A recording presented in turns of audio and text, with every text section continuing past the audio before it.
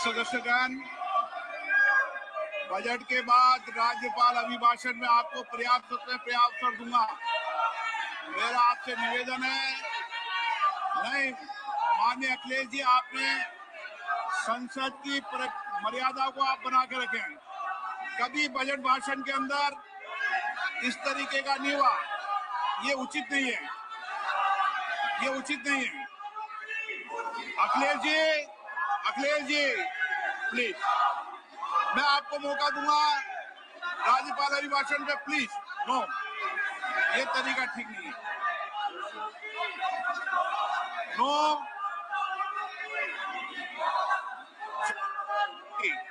राज्यपाल अभिभाषण पे चर्चा होगी। नो तरीका।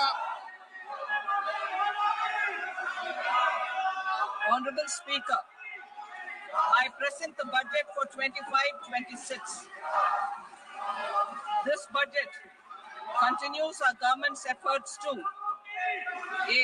Accelerate growth, B. Secure inclusive development, C.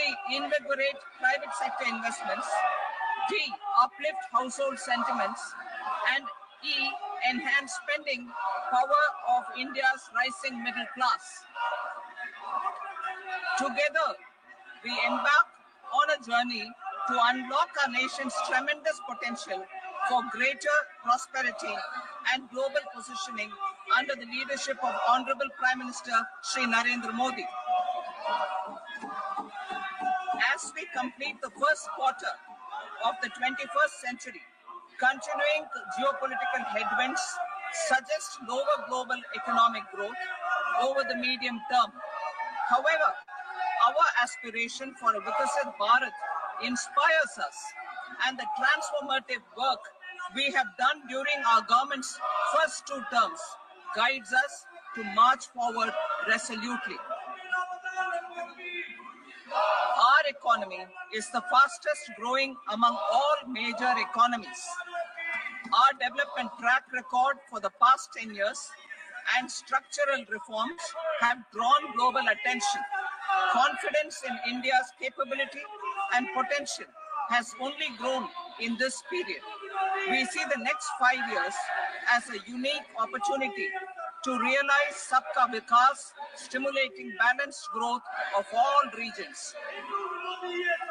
The great Telugu poet and playwright Gurujada Apparao had said, "Deshamante matti kadoy, deshamante manushuloy," meaning a country is not just its soil, a country is its people.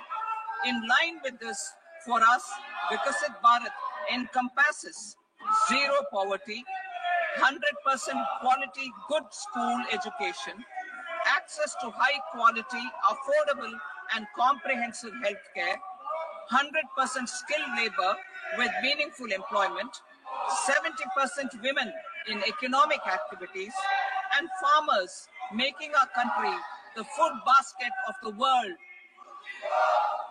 In this budget, the proposed development measures span 10 broad areas, focusing on Garib, youth, Annadata, and Nari, spurring agricultural growth and productivity, building rural prosperity and resilience, taking everyone together on an inclusive growth path, boosting manufacturing and furthering Make in India, supporting MSMEs, enabling employment-led development, investing in people, economy, and innovation, securing energy supplies, promoting exports, and nurturing innovation.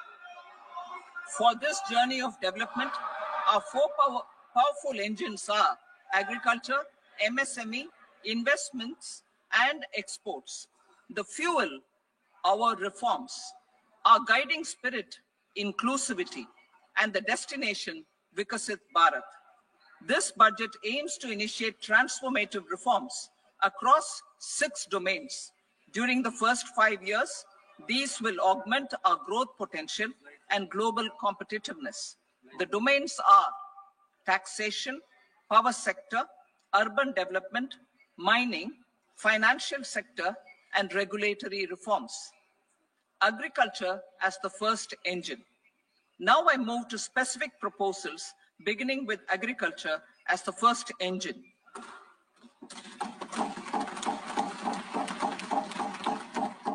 Prime Minister Dhan Dhanya Krishi Yojana, developing agri-districts program. Motivated by the success of the aspirational district Dhan Dhanya Krishi Yojana in partnership with states, through the convergence of existing schemes and specialized measures, the program will cover 100 districts, 3. Augment post-harvest, 4. Improve irrigation facilities, and 5. Facilitate availability of long-term and short-term credit. This program is likely to help 1.7 crore farmers. Building rural prosperity and resilience. A comprehensive multi-sectoral rural prosperity and resilience program will be launched in partnership with the states. This will address underemployment in agriculture through skilling, investment, technology, and invigorating the rural economy. The goal is to generate ample opportunities in rural areas so that migration is an option but not a necessity. The program will focus on rural women, young farmers, rural youth, marginal and small farmers, and landless families. The details are in Annexure A. Domestic best practices will be incorporated, and appropriate technical and financial assistance will be sought from multilateral development banks. In phase 1, 100 developing agri-districts will be covered. Atmanirbharta in pulses. Our government is implementing the National Mission for Edible Oilseed for achieving Atmanirbharta in edible oils. Our farmers have the capability to grow enough for our needs and more. 10 years ago, we made concerted efforts and succeeded in achieving near self-sufficiency in pulses. Farmers responded to the need by increasing the cultivated area by 50%, and government arranged for procurement and remunerative prices. Since then, with rising incomes and better affordability, our consumption of pulses has increased significantly. Our government will now launch a 6-year mission for Atmanirbharta in pulses with a special focus on Tuar, Urad, and Masoor. Details are in Annexure B. Central agencies such as NAFED and NCCF will be ready to procure from farmers who register with these agencies and enter into agreements. Comprehensive program for vegetables and fruits. It is encouraging that our people are increasingly becoming aware of their nutritional needs. It is a sign of a society becoming healthier. With rising income levels, the consumption of vegetables, fruits, and Sri Anna is increasing significantly. A comprehensive program to promote production, efficient supplies, processing, and remunerative prices for farmers will be launched in partnership with the states. Appropriate institutional mechanisms for implementation and participation of farmer producer organizations and cooperatives will be set up. Makhana board in Bihar. For this, there is a special opportunity for the people of Bihar. A Makhana board will be established in the state to improve production, processing, value addition, and marketing of Makhana. The people engaged in these activities will be organized into FPOs. The board will provide hand-holding and training support to Makhana farmers and will also work to ensure they receive the benefits of all relevant government schemes. A national mission on high-yielding seeds will be launched, aimed at 1. Strengthening research ecosystem, 2. Targeted development and propagation of seeds with high yield, pest resistance, and climate resilience, and 3. Commercial availability of more than 100 seed varieties released since July 2024. India ranks second largest globally in fish production and aquaculture. Seafood exports are valued at 60,000 crore rupees. To unlock the untapped potential of the marine sector, our government will bring in an enabling framework for sustainable harnessing of fisheries from Indian exclusive economic zone and high seas, with a special focus on the Andaman and Nicobar and Lakshadweep Islands. For the benefit of lakhs of cotton growing farmers, I am pleased to announce a mission for cotton productivity. This 5-year mission will facilitate significant improvements in productivity and sustainability of cotton farming and promote extra long staple cotton varieties. The best of science and technology support will be provided to farmers. Aligned with our integrated 5F vision for the textile sector, this will help in increasing incomes of the farmers and ensure a steady supply of quality cotton for rejuvenating India's traditional textile sector. Kisan credit cards facilitate short-term loans for 7.7 crore farmers, fishermen, and dairy farmers.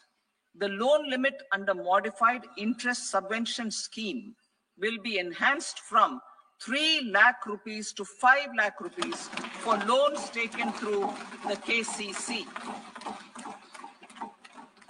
For Atmanirbharta in urea production, our government had reopened 3 dormant urea plants in the eastern region.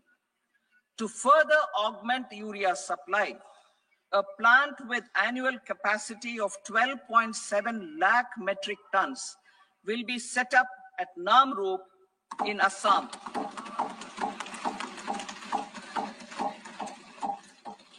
India Post, with 1.5 lakh rural post offices, complemented by the India Post Payment Bank and a vast network of 2.4 lakh Dak Sevaks, will be repositioned to act as a catalyst for the rural economy. Details are at Annexure C. India Post will also be transformed as a large public logistics organization. This will meet the rising needs of Vishwakarmas, new entrepreneurs, women, self-help groups, MSMEs, and the large business organizations. Our government will provide support to NCDC for its lending operations for the cooperative sector. MSMEs as the second engine. Now I move to MSMEs as the second engine, which encompasses manufacturing and services with a focus on MSMEs numbering 5.7 crores.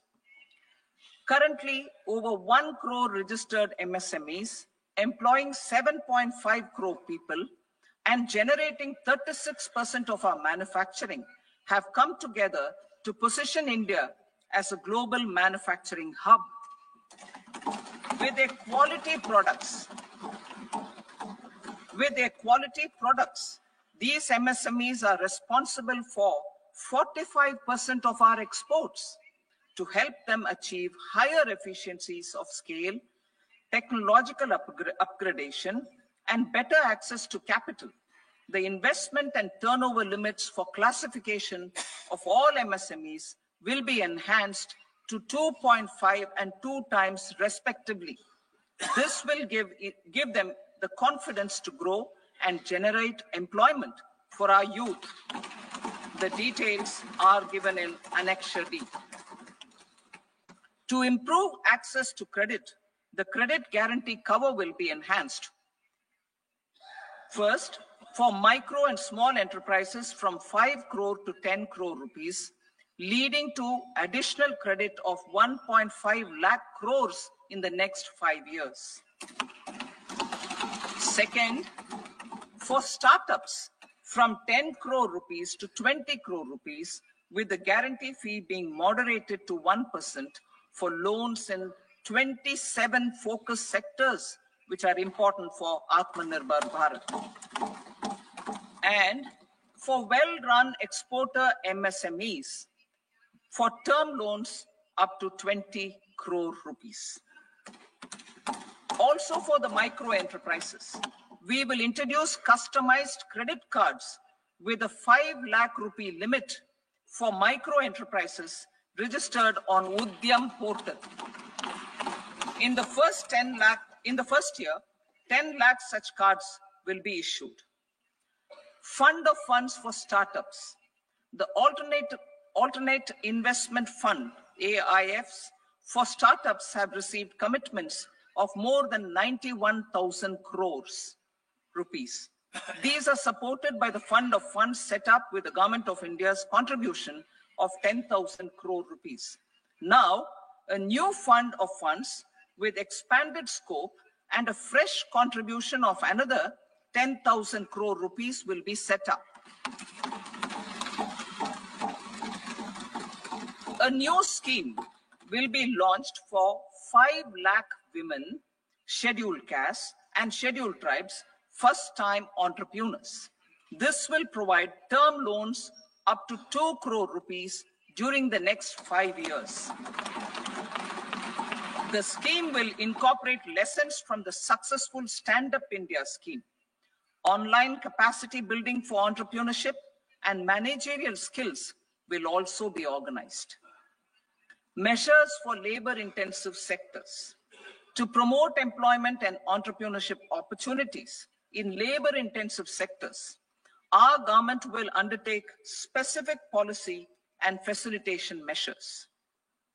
To enhance the productivity, quality, and competitiveness of India's footwear and leather sector, a focused product scheme will be implemented. The scheme will support design capacity, component manufacturing, and machinery required for production of non-leather quality footwear, besides the support for leather footwear and products. The scheme is expected to facilitate employment for 22 lakh persons, generate over 4 lakh crore rupees, and exports of over 1.1 lakh crore rupees. Measures for the toys sector. Building on the National Action Plan for Toys, we will implement a scheme to make India a global hub for toys. The scheme will focus on development of clusters, skills, and a manufacturing ecosystem that will create high quality, unique, innovative, and sustainable toys that will represent the Made in India brand. Support for food processing. In line with our commitment towards Purvodaya, we will establish a National Institute of Food Technology, Entrepreneurship, and Management in Bihar. The institute will provide a strong fillip to food processing activities in the entire eastern region. This will result in 1. Enhanced income for the farmers through value addition to their produce, and 2. Skilling entrepreneurship and employment opportunities for the youth. Manufacturing mission, furthering Make in India. Our government will set up a national manufacturing mission covering small, medium, and large industries for furthering Make in India by providing policy support, execution roadmaps, governance, and monitoring framework for central ministries and states. Details are in Annexure E. Given our commitment to climate-friendly development, the mission will also support clean tech manufacturing. This will aim to improve domestic value addition and build our ecosystem for solar PV cells, EV batteries, motors and controllers, electrolyzers, wind turbines, very high voltage transmission equipment, and grid scale batteries.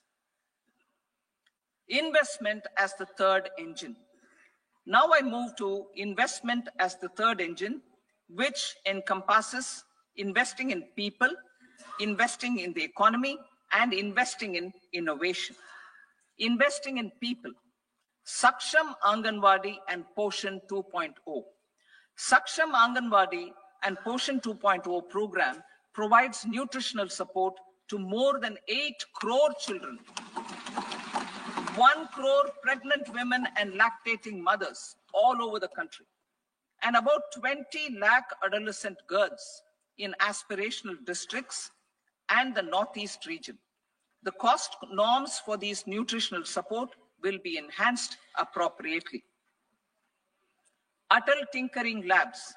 50,000 Atal Tinkering Labs will be set up in government schools in the next 5 years to cultivate the spirit of curiosity and innovation and foster a scientific temper among young minds. Broadband connectivity to government secondary schools and PHCs. Broadband connectivity will be provided to all government secondary schools and primary health centers in rural areas under the BharatNet project. Bharatiya Bhasha Pustak Scheme. We propose to implement a Bharatiya Bhasha Pustak scheme to provide digital form Indian language books for schools and for higher education. This aims to help students understand their subjects better and in their language. National Centers of Excellence for Skilling. Building on the initiative announced in the July 24 budget, 5 national centers of excellence for skilling will be set up with global expertise and partnerships to equip our youth with the skills required for Make for India, Make for the World manufacturing. The partnership will cover curriculum design, training of trainers, and a skills certification framework and periodic reviews. Expansion of capacity in IITs. Total number of students in 23 IITs has increased 100% from 65,000 to 1.35 lakh in the past 10 years.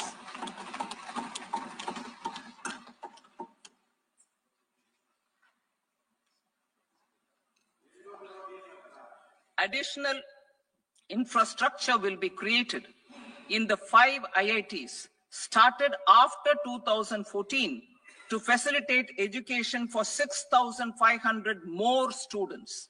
Hostel and other infrastructure capacity at IIT Patna will also be expanded.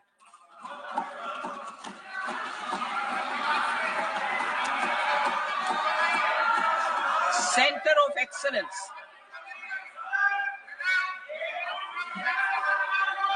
Center of Excellence in AI for Education.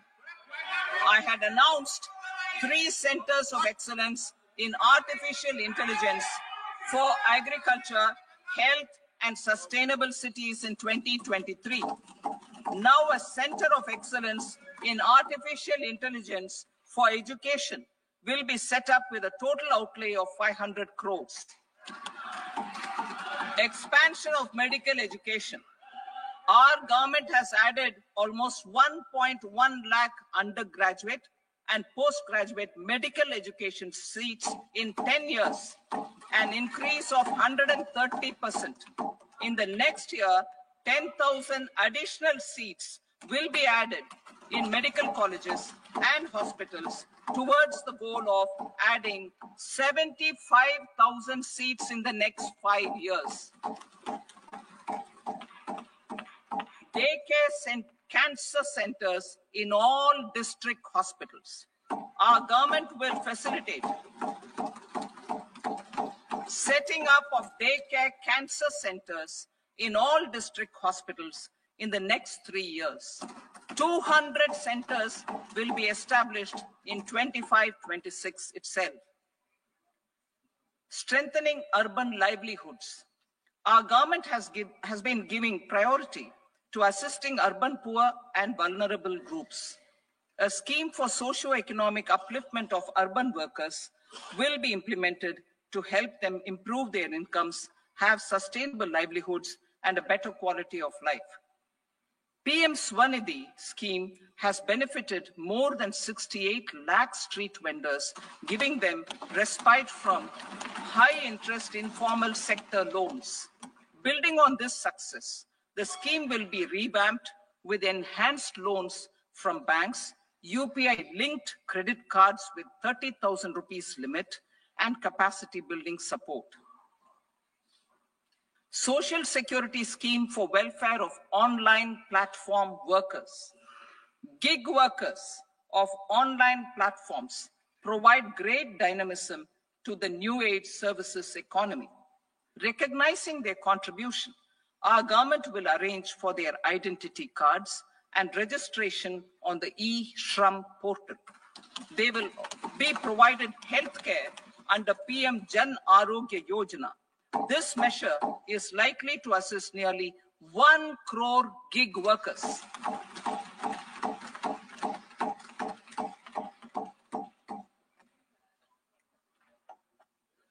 Investing in the economy, public-private partnership in infrastructure. Each infrastructure-related ministry will come up with a 3-year pipeline of projects that can be implemented in PPP mode. States will also be encouraged to do so and can seek support from the India Infrastructure Project Development Fund, which is a scheme to prepare PPP proposals. Support to states for infrastructure. An outlay of 1.5 lakh crore is proposed for the 50-year interest-free loans to states for capital expenditure and incentives for reforms. Building on the success of the first asset monetization plan announced in 2021, the second plan for 2025 to 30 will be launched to plow back capital of 10 lakh crore in new projects. Regulatory and fiscal measures will be fine-tuned to support the plan. Jal Jeevan Mission. Since 2019, 15 crore households representing 80% of India's rural population have been provided access to portable tap water connections. To achieve 100% coverage, I am pleased to announce the extension of this mission until 2028 with an enhanced total outlay. The mission's focus will be on the quality of infrastructure and O&M of rural piped water supply schemes through Jan Bhagidari. A separate MOU or separate MOUs will be signed with the states and union territories to ensure sustainability and citizen-centric water services delivery. Urban sector reforms. Building on the July budget proposals, urban sector reforms related to governance, municipal services, urban land and planning will be incentivized. Urban Challenge Fund.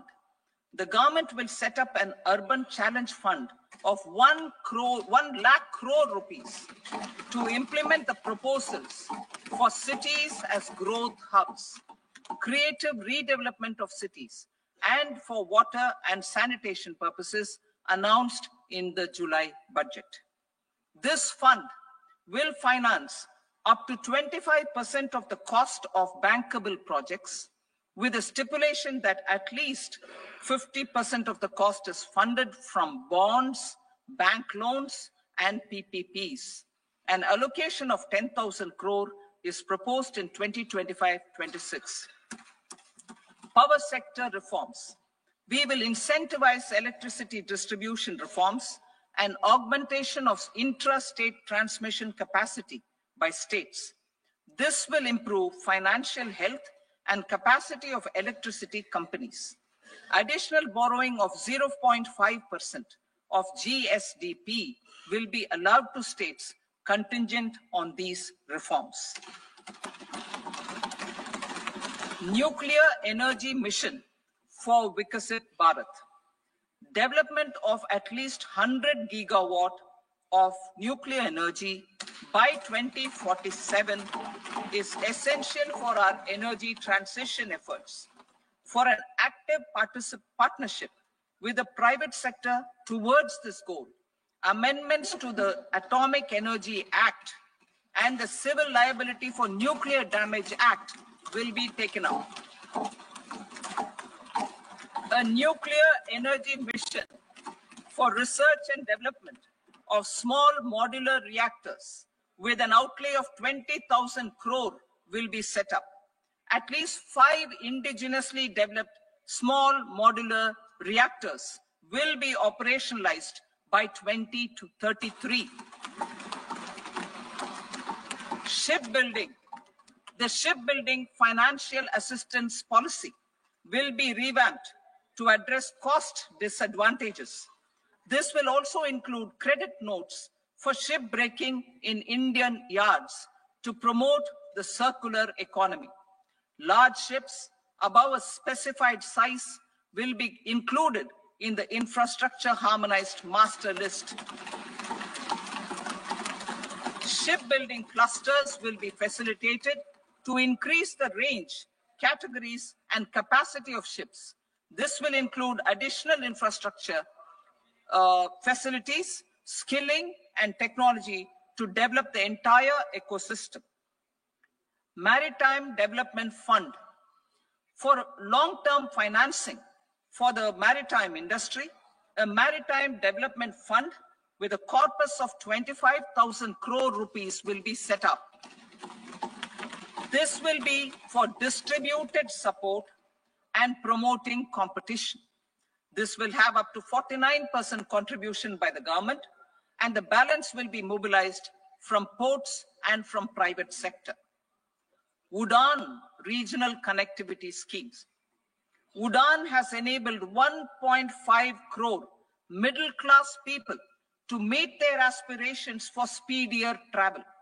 The scheme has connected 88 ports, airports, and operationalized 619 routes. Inspired by that success, a modified UDAN scheme will be launched to enhance regional connectivity to 120 new destinations and carry 4 crore passengers in the next 10 years. 4 crore additional passengers in the next 10 years. The scheme will also support helipads and smaller airports in hilly, aspirational, and northeast regional districts. Greenfield airports will be facilitated in Bihar to meet the future needs of the state. These will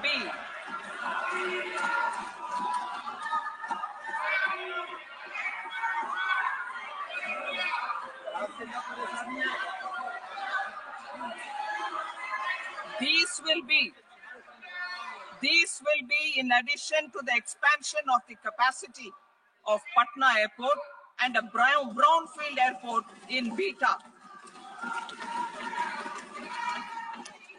Western Kosi Canal project in Mithilanchal. Financial support will be provided for the Western Kosi Canal ERM project, benefiting a large number of farmers cultivating over 50,000 hectares of land in the Mithilanchal region of Bihar. Mining sector reforms. Mining sector reforms, including those for minor minerals, will be encouraged through sharing of best practices and institutions of a state mining index. A policy for recovery of critical minerals from tailings will be brought out. Under the special window for affordable and mid-income housing, SWAMI, 50,000 dwelling units in stressed housing projects have been completed and keys handed over to home buyers.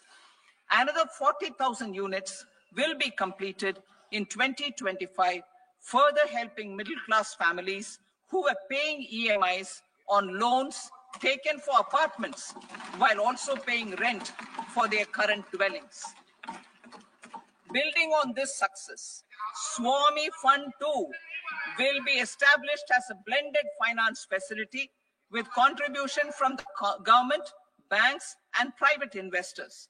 This fund of 15,000 crore rupees will aim for expeditious completion of another 1 lakh units. PM Gati Shakti data for private sector.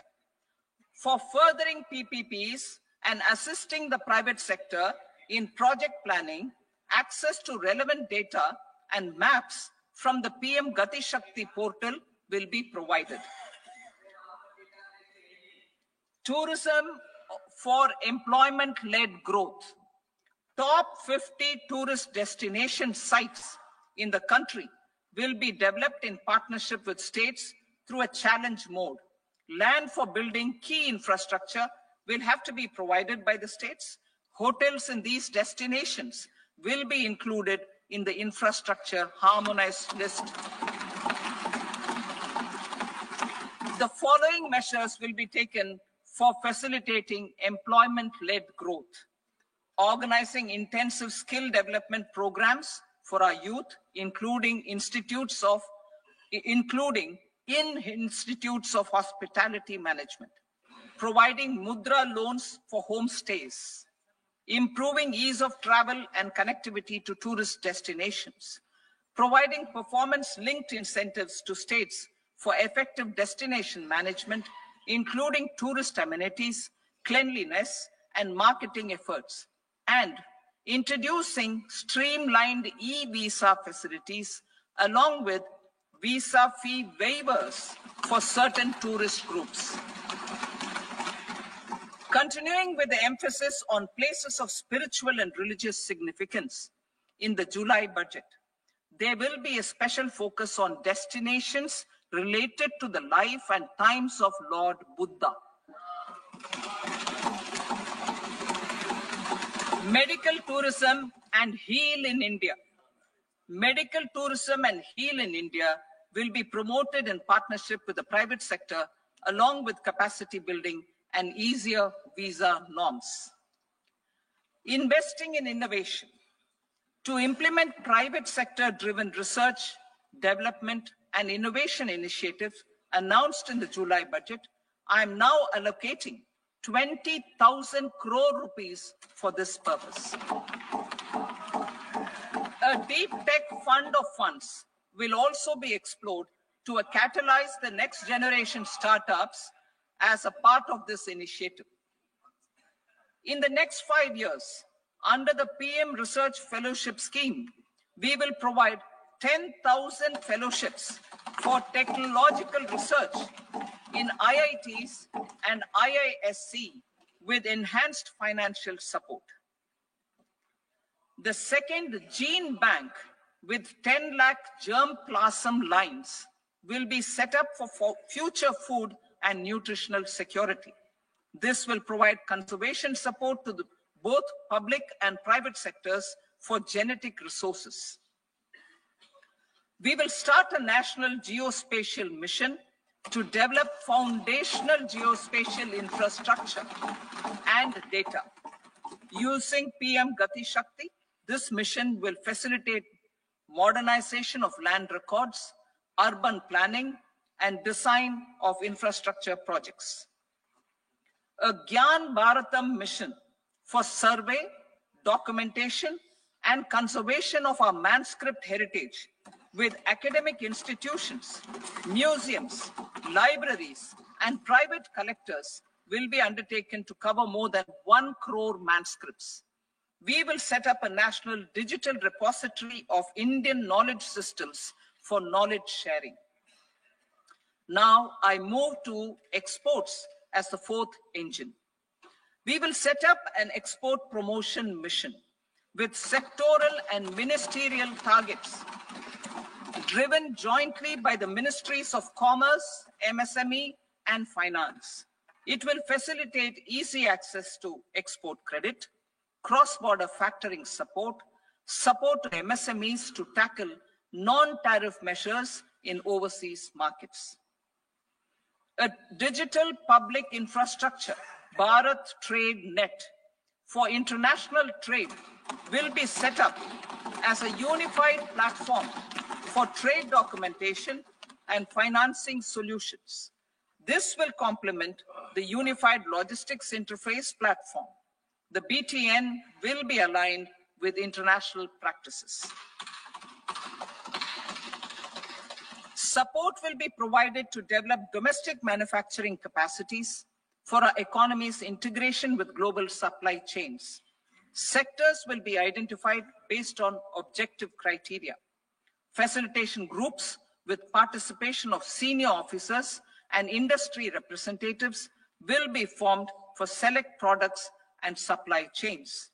Through this, there are huge opportunities related to Industry 4.0, which needs high skills and talent. Our youth have both. Our government will support the domestic electronic equipment industry to leverage this opportunity for the benefit of our youth. A national framework will be formulated as guidance to states for promoting global capability centers in emerging Tier 2 cities. This will suggest measures for enhancing availability of talent and infrastructure, building bylaw reforms, and mechanisms for collaboration with industry. Our government will facilitate upgradation of infrastructure and warehousing for air cargo, including high-value perishable horticultural produce. Cargo screening and customs protocol will be streamlined and made user-friendly. Reforms as the fuel. Over the past 10 years, our government has implemented several reforms for convenience of taxpayers, such as faceless assessment, 2, taxpayer charter, 3, faster returns, 4, almost 99% returns being on self-assessment, and 5, Vivad Se Vishwas scheme.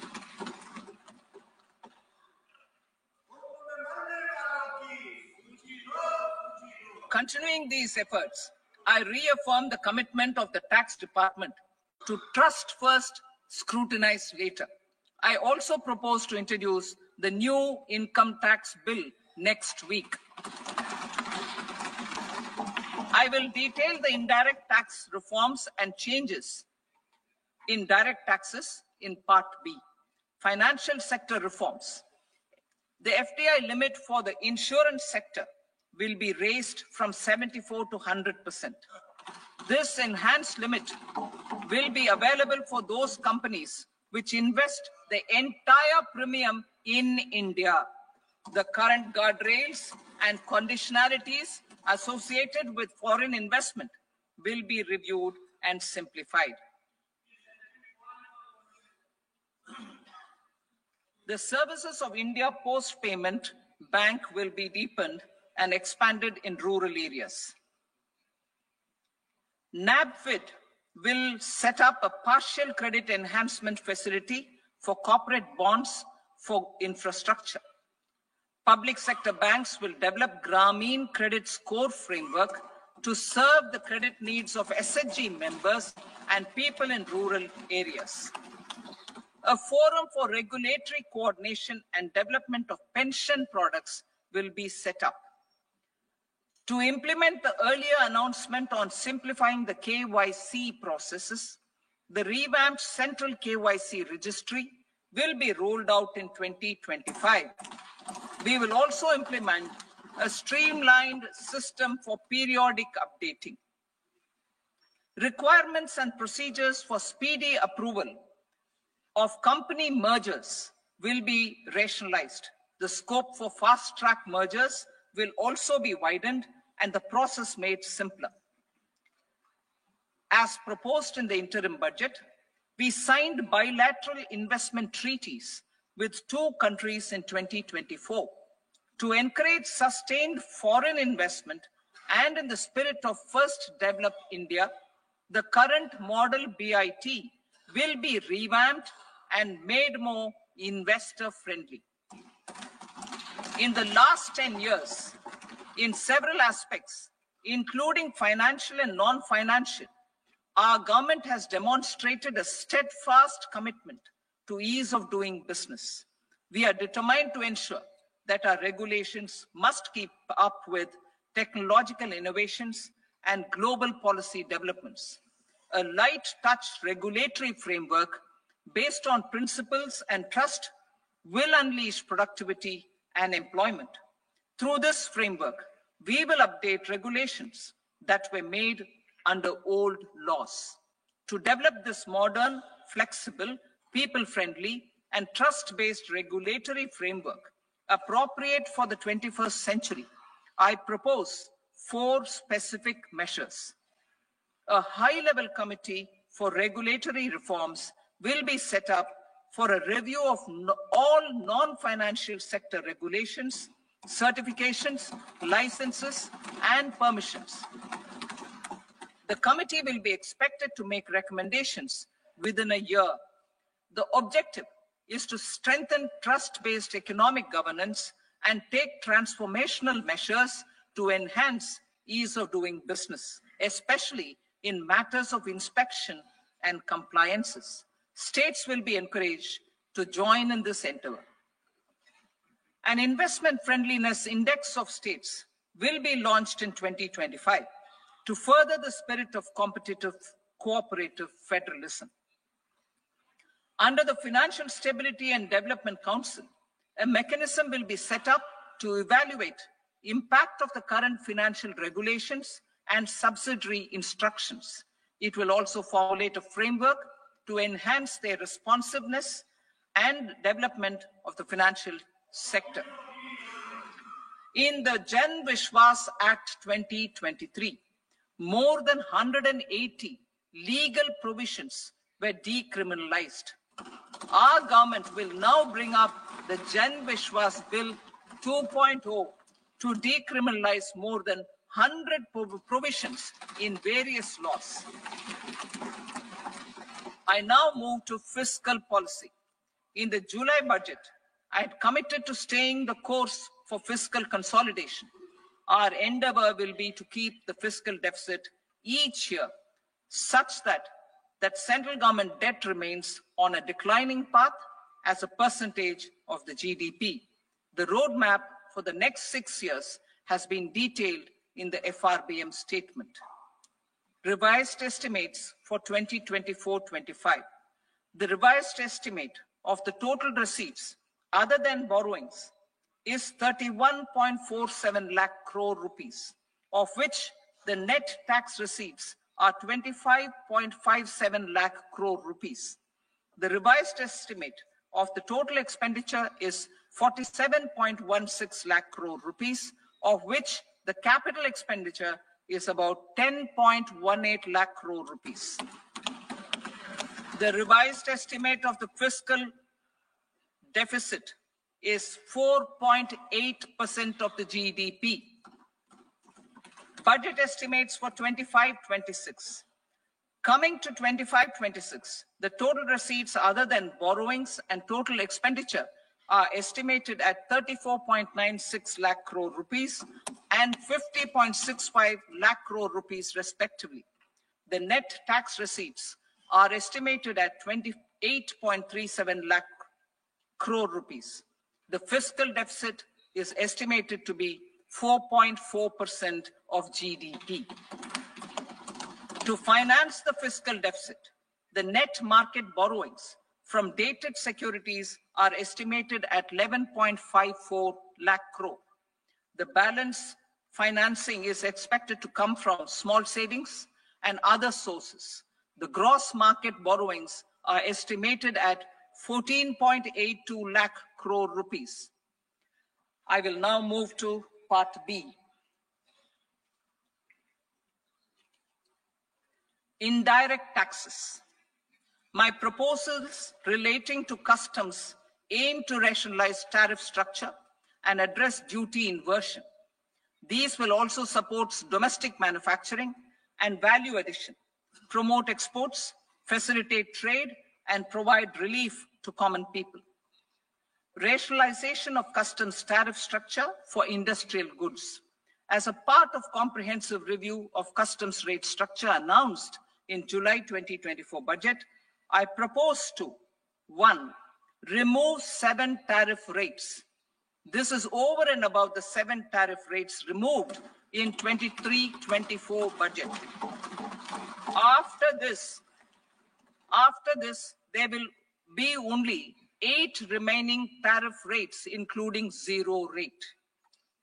2, apply appropriate cess to broadly maintain effective duty incidence, except on a few items where such incidence will reduce marginally. 3, levy not more than 1 cess or surcharge. Therefore, I propose to exempt social welfare surcharge on 82 tariff lines that are subject to a cess. I shall now take up sector-specific proposals. To provide relief to patients, particularly those suffering from cancer, rare diseases, and other severe chronic diseases, I propose to add 36 life-saving drugs and medicines to the list of medicines fully exempted from basic custom duty.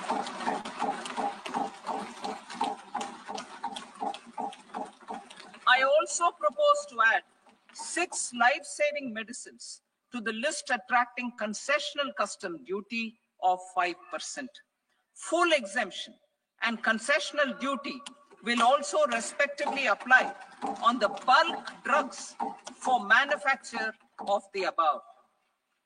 Specified drugs and medicines under patient assistance programs run by the pharmaceutical companies are fully exempt from BCD, provided the medicines are supplied free of cost to the patients. I propose to add 37 more medicines along with 13 new patient assistance programs. Support to domestic manufacturing and value addition. Critical minerals. In the July 2024 budget, I had fully exempted BCD on 25 critical minerals that are not domestically available.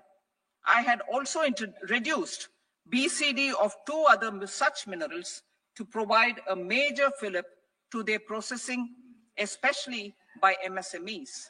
Now, I propose to fully exempt cobalt powder and waste, the scrap of lithium-ion battery, lead, zinc, and 12 more critical minerals.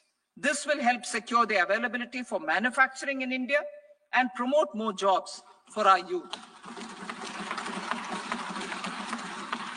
To promote domestic production of technical textile products, such as agro-textiles, medical textiles, and geotextiles at competitive prices, I propose to add 2 more types of shuttle-less looms to the list of fully exempted textile machinery. I also propose to revise the BCD rate on knitted fabrics covered by 9 tariff lines from 10 or 20 to 20% or 115 rupees per kg, whichever is higher. Electronic goods. In line with our Make in India policy and to rectify inverted duty structure, I propose to increase the BCD on interactive flat panel display from 10% to 20% and reduce the BCD to 5% on open cell and other components. In 23-24 budget, for the manufacture of open cells of LCD, LED TVs, I had reduced the BCD on parts of open cells from 5% to 2.5%. To further boost the manufacture of such open cells, the BCD on these parts will now stand exempted. Lithium-ion battery. To the list of exempted capital goods, I propose to add 35 additional capital goods for EV battery manufacturing and 28 additional capital goods for mobile phone battery manufacturing. This will boost domestic manufacture of lithium-ion batteries, both for mobile phones and for electric vehicles. Shipping sector. Considering that shipbuilding has a long gestation period, I propose to continue the exemption of BCD on raw materials, components, consumables, or parts for the manufacture of ships for another 10 years.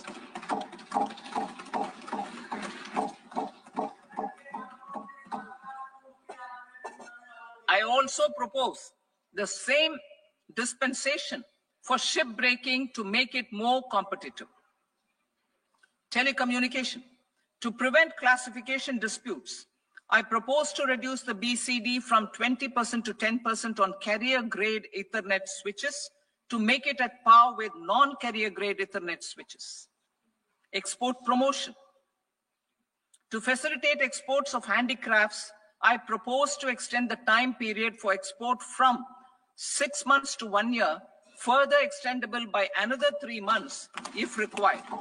I also propose to add 9 items to the list of duty-free inputs. Leather sector. I propose to fully exempt BCD on wet blue leather to facilitate imports for domestic value addition and employment. I also propose to exempt crust leather from 20% export duty to facilitate exports by small tanners. Marine products. To enhance India's competitiveness in the global seafood market, I propose to reduce BCD from 30% to 5% on frozen fish paste, surimi, for manufacture and export of its analog products. I also propose to reduce BCD from 15% to 5% on fish hydrolysates for manufacture of fish and shrimp feed. In July 2024 budget, to promote development of domestic MROs for aircraft and ships, I had extended the time limit for export of foreign origin goods that were imported for repairs from 6 months to 1 year and further extendable by 1 year. I now propose to extend the same dispensation for railway goods. Time limit for provisional assessment.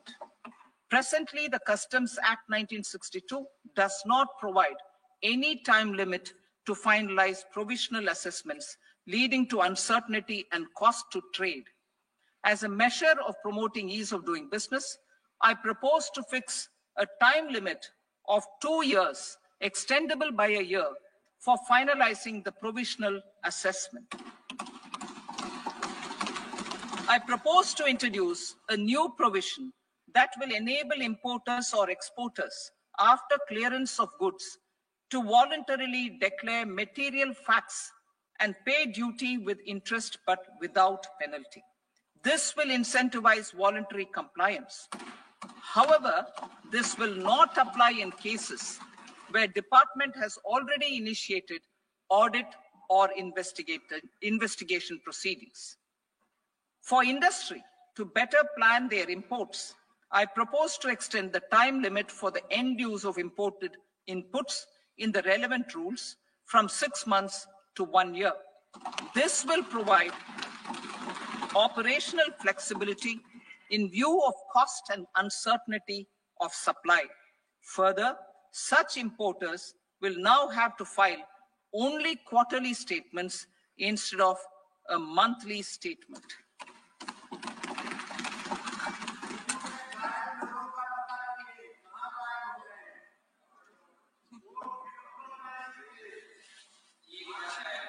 I now come to my direct tax proposals. In Part A, I have briefly underlined taxation reforms as one of key reforms to realize our vision of Viksit Bharat. In respect of criminal law, our government had earlier ushered in Bharatiya Nyaya Sanhita, replacing Bharatiya Danda Sanhita. I am happy to inform this august House and the country that for new income tax bill will carry forward the same spirit of Nyaya in its drafting as well. The new bill will be clear and direct in text, with close to half of the present law in terms of both chapters and words. It will be simple to understand for taxpayers and tax administrators, leading to tax certainty and reduced litigation. Reforms, however, are not a destination. They are means to achieve good governance for our people and economy. Providing good governance primarily involves being responsive. The Tirukkural captures this in verse 542, which reads, "Vaanokki vaazhum ulagallam, mannavan kol nokki vaazhum kudi," meaning, just as the living beings live expecting rains, citizens live expecting good governance. Our government is committed to keeping an ear to the ground and a finger on the pulse and responding while balancing our national building efforts.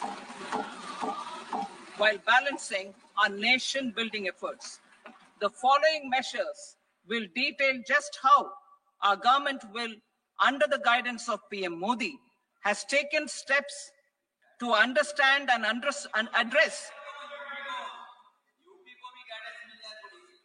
I repeat that sentence, sir. The following measures will detail just how our government, under the guidance of PM Modi, has taken steps to understand and address the needs voiced by our citizens.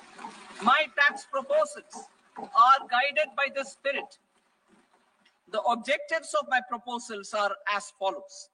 Personal income tax reforms with special focus on middle class.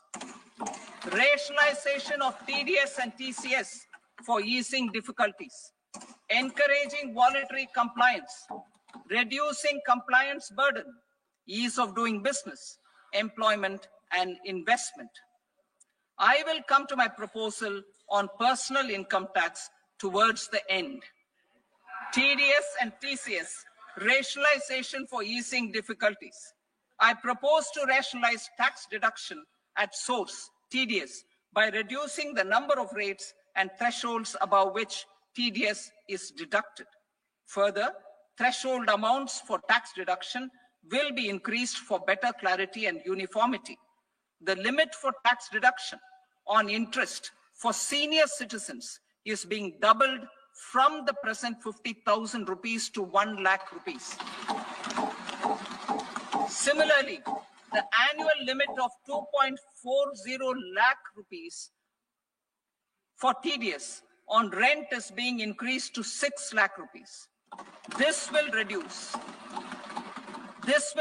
the number of transactions liable to TDS, thus benefiting small taxpayers receiving small payments.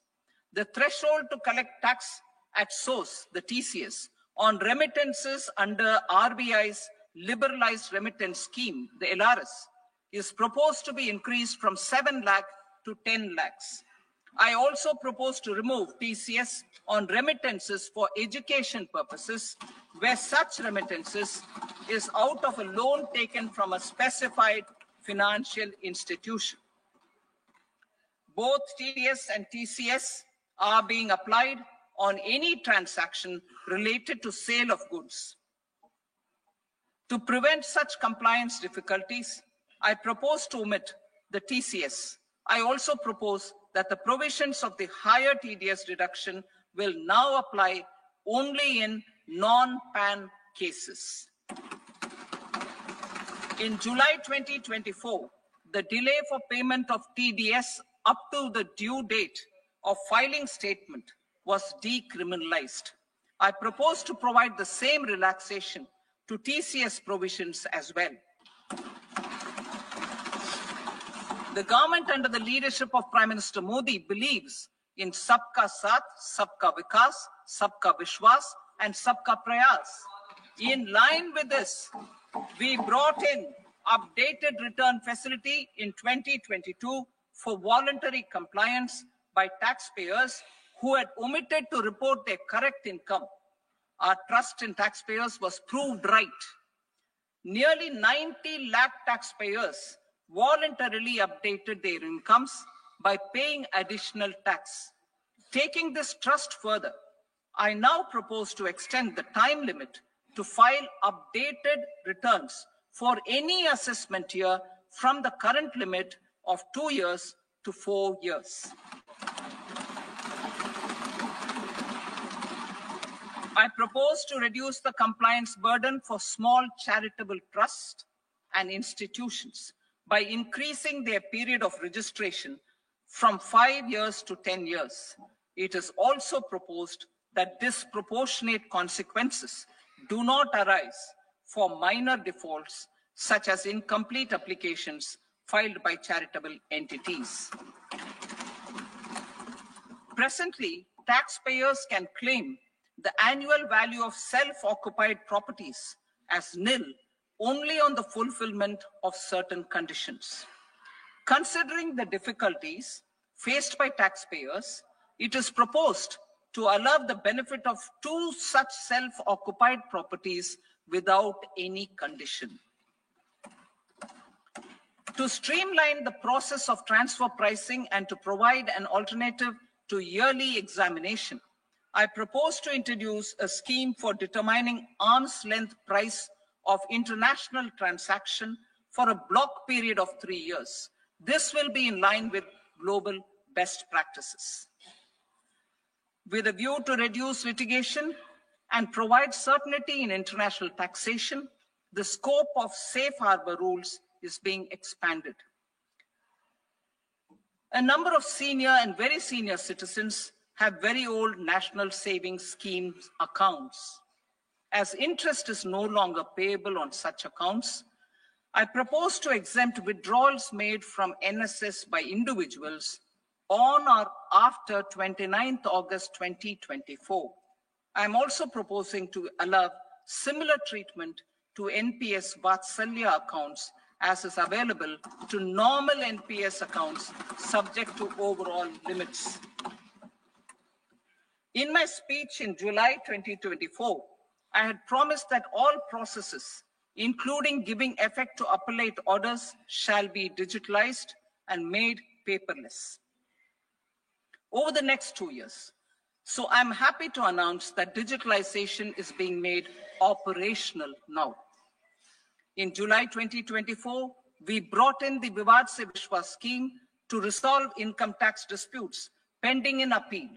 The scheme has received a great response, with nearly 33,000 taxpayers having availed of the scheme to settle their disputes. I have a few proposals to promote investment and employment. It is proposed to provide a presumptive taxation regime for non-residents who provide services to a resident company that is establishing or operating an electronics manufacturing facility. I further propose to introduce a safe harbor for tax certainty for non-residents who store components for supply to specified electronics manufacturing units. Presently, the tonnage tax scheme is available only to sea-going ships. The benefits of existing tonnage tax scheme are proposed to be extended to inland vessels registered under the Indian Vessels Act 2021 to promote inland water transport in the country. Extension for incorporation of startups. We continue to support the Indian startup ecosystem. I propose to extend the period of incorporation by 5 years to allow the benefit available to startups which are incorporated before 1/4/2030. In order to attract and promote additional activities in the IFSC, I am inter alia proposing specific benefits to ship leasing units, insurance offices, and treasury centers of global companies which are set up in IFSC. Further, to claim benefits, the cutoff date for commencement in IFSC has also been extended by 5 years to 31/3/2030.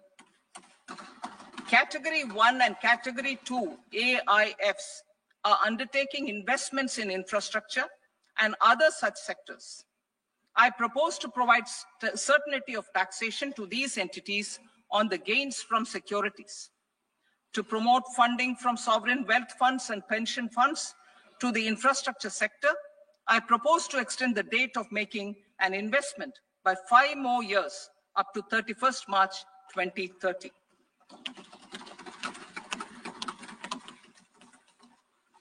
Personal income tax reforms with special focus on middle class.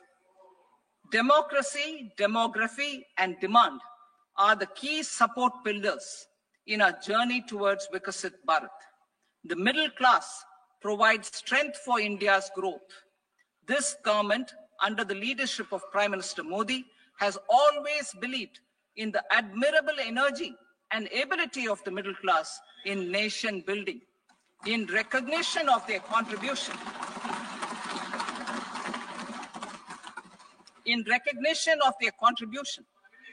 we have periodically reduced their tax burden. Right after 2014, the nil tax slab was raised to 2.5 lakhs of rupees, which was further raised to 5 lakh rupees in 2019 and to 7 lakh rupees in 2023. This is reflective of our government's trust on the middle class taxpayers. I am now happy to announce that there will be no income tax payable up to income of 12 lakh rupees.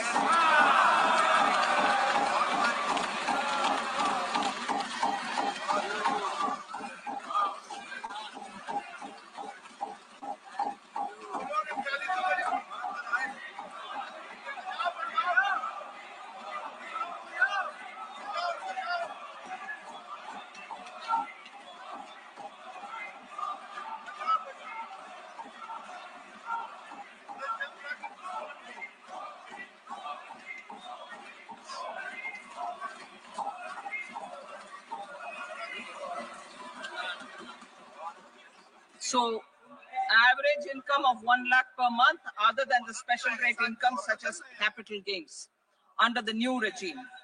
This limit will be 12.75 lakh for salaried taxpayers due to the standard deduction of 75,000. Slabs and rates are being changed across the board to benefit all taxpayers. The new structure will substantially reduce the taxes of the middle class and leave more money in their hands, boosting household consumption, savings, and investment. In the new tax regime, I propose to revise tax rate structures as follows: 0 to 4 lakh rupees nil, 4.8 lakh rupees to 4 to 8 lakh rupees 5%, 8 to 12 lakh rupees 10%, 12 to 16 lakh rupees 15%, 16 to 20 lakh rupees 20%, 20 to 24 lakh rupees 25%, and above 24 lakh rupees 30%. To taxpayers up to 12 lakh of normal income, other than special rate income such as capital gains. I read that again.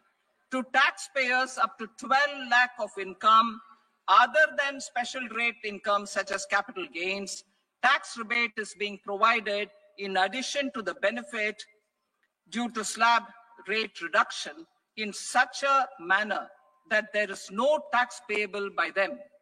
The total tax benefit of slab rate changes and rebate at different income levels can be illustrated with a few examples.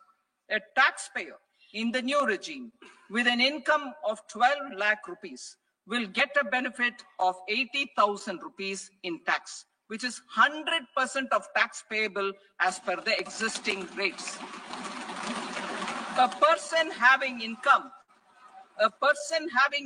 of 18 lakh rupees will get a benefit of 70,000 rupees in tax. That is 30% of tax payable as per existing rates.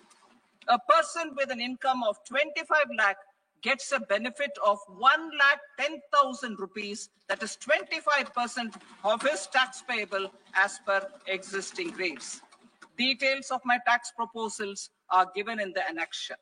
As a result of these proposals, Honorable Speaker, sir, revenue of about 1 lakh crore in direct taxes and 2,600 crores in indirect taxes will be foregone. Mr. Speaker, sir, with this, I commend the budget to this august House.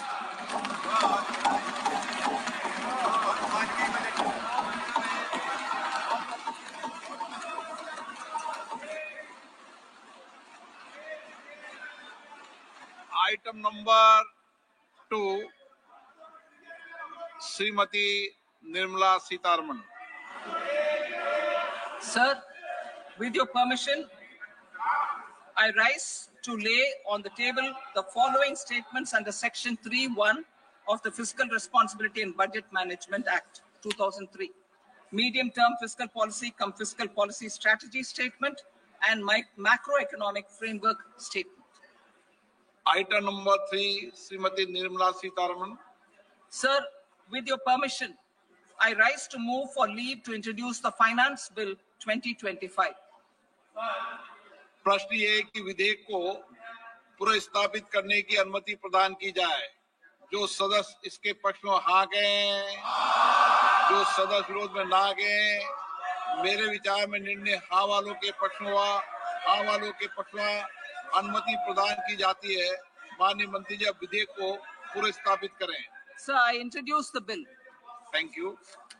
सभा की कार्रवाई सोमवार दिनांक 3 फरवरी 2025 को प्राप्त 11 बजे तक के लिए स्थगित की जाती है।